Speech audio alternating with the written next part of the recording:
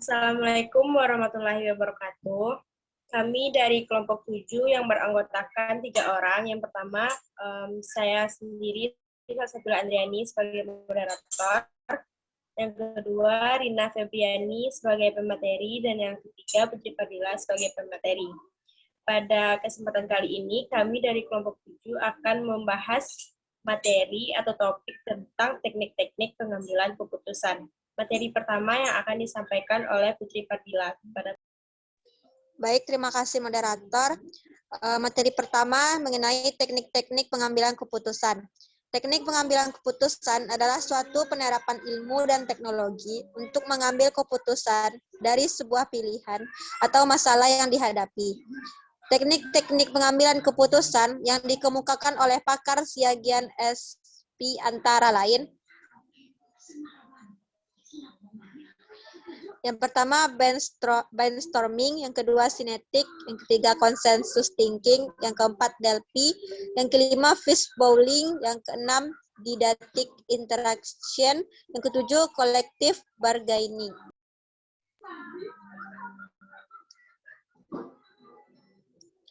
Yang pertama, brainstorming. Jika sekelompok orang dalam suatu organisasi menghadapi suatu situasi problematik yang tidak terlalu rumit dan dapat diidentifikasikan secara spesifik, mereka mengadakan diskusi di mana setiap orang yang terlihat diharapkan turut serta memberikan pandangannya. Pada akhir diskusi, berbagai pandangan yang dikemukakan dirangkum sehingga kelompok mencapai suatu kesepakatan tentang cara-cara yang hendak ditempuh dalam mengatasi situasi problematik yang dihadapi.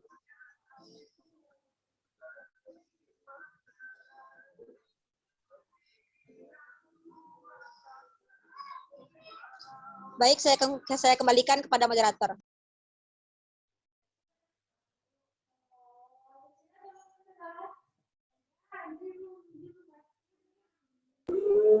Terima kasih kepada Putri. Materi selanjutnya yang akan disampaikan oleh Rina. Kepada Rina, dipersilakan. Baiklah, terima kasih sebelumnya kepada moderator. Di sini saya akan menyampaikan materi selanjutnya, yaitu dua synetics.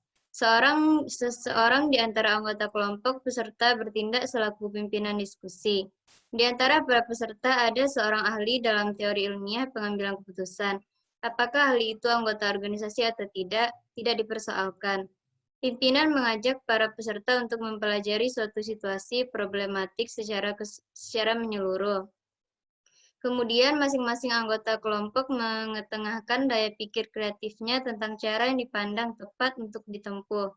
Selanjutnya, pimpinan diskusi memilih hasil-hasil pemikiran tertentu yang dipandang bermanfaat dalam pemecahan masalah. Dan tenaga ahli melakukan penilaian atas berbagai gagasan emosional dan tidak rasional yang telah disaring oleh pimpinan diskusi, serta kemudian menggabungkannya dengan salah satu teori ilmiah pengambilan keputusan dan tindakan pelaksanaan yang diambil. Selanjutnya yaitu konsensus thinking. Orang-orang yang terlibat dalam pemecahan masalah harus sepakat tentang hakikat, batasan, dan dampak suatu situasi problematik yang dihadapi. Sepakat pula tentang teknik dan model yang hendak digunakan untuk mengatasinya. Orang-orang diharapkan mengikuti suatu prosedur yang telah ditentukan sebelumnya. Kelompok biasanya melakukan uji coba terhadap langkah yang hendak ditempuh pada skala yang lebih kecil dari situasi problematik yang sebenarnya. Selanjutnya nomor 4 yaitu Delphi. Umumnya digunakan untuk mengambil keputusan meramal masa depan yang diperhitungkan akan dihadapi organisasi. Teknik ini sangat sesuai dengan kelompok pengambil keputusan yang tidak berada di satu tempat. Selanjutnya nomor 5 yaitu fishbowling. Sekelompok pengambil keputusan duduk pada suatu lingkaran dan di tengah lingkaran ditaruh sebuah kursi. Seseorang duduk di kursi tersebut, hanya dialah yang boleh bicara untuk mengemukakan pendapat, ide, dan gagasan tentang suatu permasalahan. Para anggota lain mengajukan pertanyaan, pandangan, dan pendapat. Apabila pandangan orang yang duduk di tengah tersebut telah dipahami oleh semua anggota kelompok, dia meninggalkan kursi dan digantikan oleh orang yang lain untuk kesempatan yang sama. Setelah itu, semua pandangan didiskusikan sampai ditemukan cara yang dipandang paling tepat. Baiklah, sekian pembacaan materi dari saya kembalikan kepada moderator. Terima kasih kepada Rina. Materi selanjutnya yang akan disampaikan oleh saya sendiri. Teknik yang keenam yaitu didactic interaction. Digunakan untuk suatu situasi yang memerlukan jawaban iya atau tidak. Dibentuk dua kelompok, dengan satu kelompok mengemukakan pendapat yang bermuara pada jawaban iya, dan kelompok lainnya pada jawaban tidak.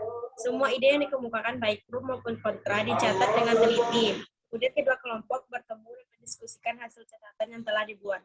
Pada tahap berikutnya terjadi pertukaran tempat. Kelompok yang tadinya mengemukakan pandangan pro beralih memainkan peranan dengan pandangan kontra. Teknik yang ketujuh yaitu collective bargaining. Dua pihak yang mempunyai pandangan berbeda bahkan bertolak belakang atas suatu masalah duduk di satu meja dengan saling berhadapan. Masing-masing pihak datang dengan satu daftar keinginan atau tuntutan dengan didukung oleh berbagai data, informasi, dan alasan-alasan yang diperhitungkan dapat memperkuat posisinya dalam proses tawar-menawar yang terjadi. Jika pada akhirnya ditemukan bahwa dukungan data dan informasi serta alasan-alasan yang dikemukakan oleh kedua belah pihak mempunyai persamaan, maka tidak terlalu sukar untuk mencapai kesepakatan. Tetapi sebaliknya, pertemuan berakhir tanpa hasil yang kemudian sering diikuti dengan timbulnya masalah yang lebih besar. Sekian penyampaian materi dari kelompok kami. Mohon maaf apabila ada kekurangan dan kesalahan. Saya akhiri, wabillahi taufiq wal hidayah. Assalamualaikum warahmatullahi wabarakatuh.